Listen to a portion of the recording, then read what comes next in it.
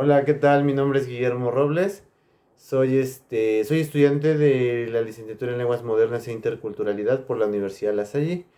Tengo 26 años y bueno, pues yo les voy a explicar un poquito de lo que vamos a ver específicamente sobre el tema bueno, sobre los temas o los conceptos o extractos que se nos pidió para poder realizar este examen. Y bueno, es muy importante como entender primeramente que nosotros, específicamente en esta materia, vemos lo que es la antropología física y lo que es la antropología social también. Entonces, existen algunos extractos que son muy importantes en los que hemos podido encontrar, por ejemplo, y los que se nos ha pedido de que se nos hable, es de la realidad, por ejemplo, heterogénea y la diversificación, que específicamente pues nos habla de cómo nosotros percibimos al mundo y cómo nosotros vemos las cosas a través pues de nuestra propia conciencia, ¿no? También existe un poco de lo que eran los sistemas funcionales en general. Específicamente nos habla de que, bueno, para que una sociedad, para que un ser humano, para que una realidad pueda tener un funcionamiento apropiado, entonces necesita un sistema, ¿no? A esto nos referimos a que lleva una serie de procesos para que se realice. Es importante pues mencionar que dentro de ellos vamos a encontrar universos, sobre todo el universo físico, que es la parte tangible o la realidad que nosotros podemos ver, y los universos que también a veces se le conocen como universos simbólicos, que son aquellos que nosotros hemos empezado como a ir estructurando mediante nuestra conciencia, nuestra educación, de cómo fuimos creciendo, ¿no? A esto, aunado a ello, pues existen como una serie de procesos en las cuales nosotros tenemos que tener en cuenta que es importante mencionar, por ejemplo, en una parte en la cual se nos explicaba que existen como tres maneras, ¿no? En las cuales se va desarrollando esta serie de elementos, ¿no? Por ejemplo, cuando una persona tiene una reacción, específicamente es porque recibió un estímulo anterior, ¿no? Y esa reacción va a tener una conducta como resultado de ese estímulo. A esto se le convierte en un ciclo y pues se vuelven a generar como este tipo como de cosas que nos hacen reaccionar de diferentes maneras mediante nuestras emociones. A nosotros se nos daba el ejemplo, sobre todo en instancia de que, por ejemplo, con las neuronas que reciben impulsos eléctricos y estas pues bueno, hacen la sinapsis, por ejemplo, con lo que son los neuroreceptores de dopamina, serotonina y todas estos, em, no recuerdo el nombre ahora, pero es bueno, el neuroreceptor que nos hacen que nosotros estemos bien. Entonces, por ejemplo, si nosotros recibimos una palabra, no sé, de cariño, se hace el estímulo, se hace el impulso eléctrico, se hace la sinapsis y entonces llega a nuestro cerebro y esto va a hacer que nosotros empecemos a liberar dopamina. También se nos mencionaba el ejemplo, sobre todo para entender el concepto, ¿no? De cómo es un ciclo, de que cuando no existe este tipo como de sinapsis o este tipo de interlocución entre estas dos neuronas o entre estos dos neuroreceptores, por ejemplo, existen diferentes tipos de trastornos que se generan debido a ello, ¿no? Ya meternos como en cosas como de medicina, en temas específicos como ellos, pues por eso se dice, ¿no? Que existe como el medicamento, ¿no? Que hace como que exista la recaptación de serotonina, cosas así, ¿no? Pero bueno, ese es otro tema. Aquí lo que es específico y lo que es importante de mencionar es el ciclo, ¿no? Para que esto suceda.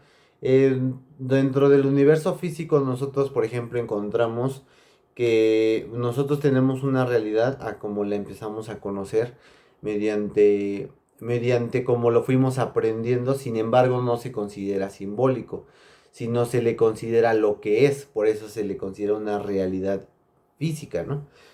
Cosas que podemos tocar, cosas que podemos sentir, ¿no? Pero de manera física, o sea, no sentimientos, a eso se le llamaría como la realidad simbólica, porque nosotros no podemos tocar, por ejemplo, conceptos abstractos, que es el amor, el odio, ¿no? Y palabra, bueno, como se le llama en lingüística, ¿no?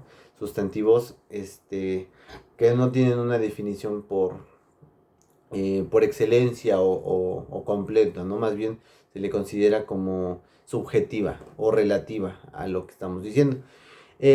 También es importante que hablemos un poquito de que la cultura como una red simbólica se ha empezado como a desarrollar de manera específica, sobre todo porque, bueno, no se conoce el concepto de cultura como tal.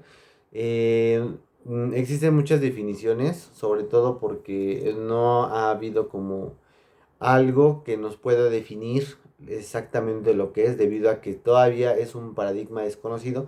Sin embargo, sí es, bueno, o sí se le puede llamar como algo que hemos cultivado, ¿no? Es como la definición más acercada a lo que tratamos de decir, ¿no? Que nosotros hemos cultivado a través de experiencias y por esto se va ligando como a lo que es la conducta simbólica. Y a esto forma lo que sería como la cultura simbólica, ¿no? A como fuimos creados, creamos realidades y empezamos a percibir las cosas de una manera diferente. Em, Perdón. También es importante, por ejemplo, mencionar que la cultura en la que hemos crecido y la que hemos heredado, según los conceptos de nuestros antepasados, nosotros las vamos, como se puede decir que reciclando, debido a la manifestación que existe en el ciclo, bueno, de lo que, el tema anterior que hablamos, el ciclo que se sigue bueno, el ciclo sigue avanzando y nosotros seguimos, se podría decir como que recaptando, ¿no? O seguimos como las plantas, ¿no? Como quedándonos con cosas de lo que se le consideraba antes educación o conceptos moralistas, por ejemplo. Es un poco controversial porque se podría decir que no es de esa manera, o no sería la palabra más bien correcta, pero en mi caso personal yo sí lo llamaría, por ejemplo, que la cultura simbólica pueden ser los moralismos, la educación, en todas aquellas cosas con las que nosotros hemos crecido, los valores, ¿no?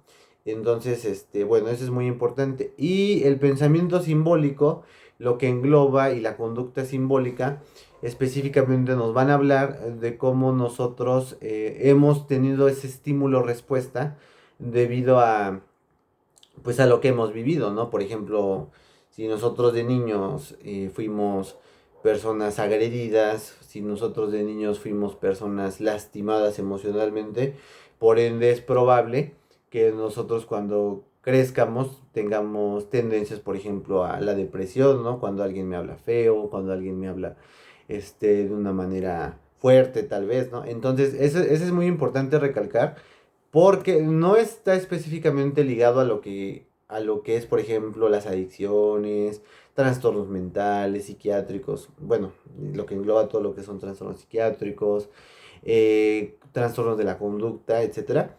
Específicamente no es mi rama, yo me dedico más como a lo que es la lingüística, pero conozco un poco del tema y es importante, por ejemplo, poner en posición y poner en duda si este tipo de conductas nos han, bueno, sí nos han afectado de una forma estímulo-respuesta, ¿no? Simbólicas.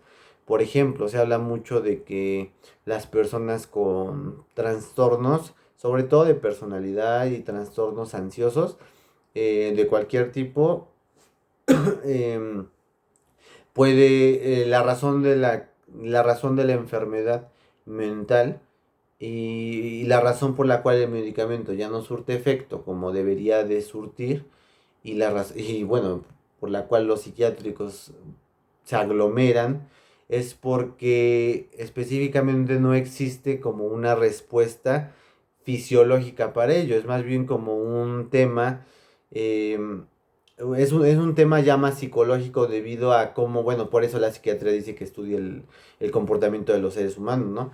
por lo que le sucedió a las personas desde niños, cómo crecieron, cuáles fueron como los recursos que tuvieron para sobresalir en su vida, ¿no? Cómo se fueron desarrollando y en qué ambiente vivieron, porque eso específicamente es lo que afectó su entorno y por ende afecta su respuesta. Un ejemplo muy claro es cuando de niño te asustan y de grande escuchas un ruido y generas la misma emoción. Por eso dicen que nosotros lo que estamos sintiendo ahorita no es relevante o no es algo que no conozcamos, sino son emociones que nosotros ya hemos tenido en el pasado y simplemente las estamos como reviviendo, se podría decir de esa manera, debido a un estímulo que estamos recibiendo similar o igual.